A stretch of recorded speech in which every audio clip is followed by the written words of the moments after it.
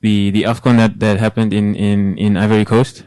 Yeah, when you talk commercialization, it's not only to say that, everyone jumped to tourism, accommodation, you fix your roads, hospitals, all those things will eventually happen.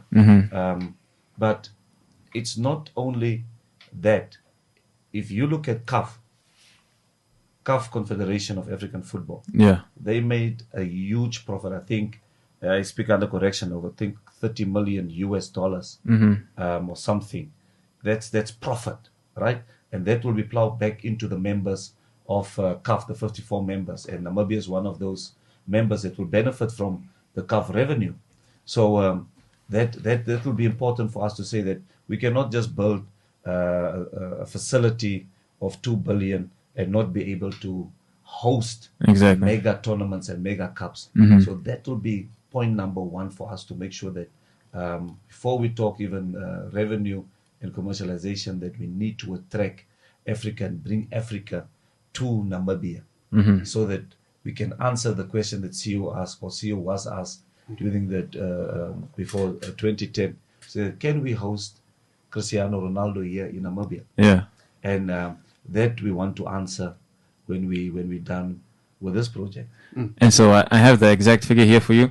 It's because I brought it up on the show before. At the 45th CAF Ordinary General Assembly, which took place in July 2024, they recorded a 17% year-on-year increase in commercial revenue, with a total of 152 million US being reported. That's a revenue growth of 21.6 million over the previous financial year, which was attributed to an increase in sponsorship and television rights.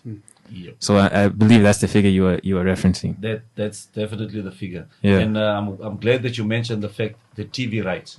So if you talk TV rights and the money needs to stay in Namibia, you need to attract the world. You need to do what Dubai is doing when it comes to sports. You need to do what Qatar did with the World Cup. You need to do what Morocco is doing currently in Africa, and that will attract a lot of revenue when it comes to TV rights, because that's the main thing that all professional sports codes depend on and rely on.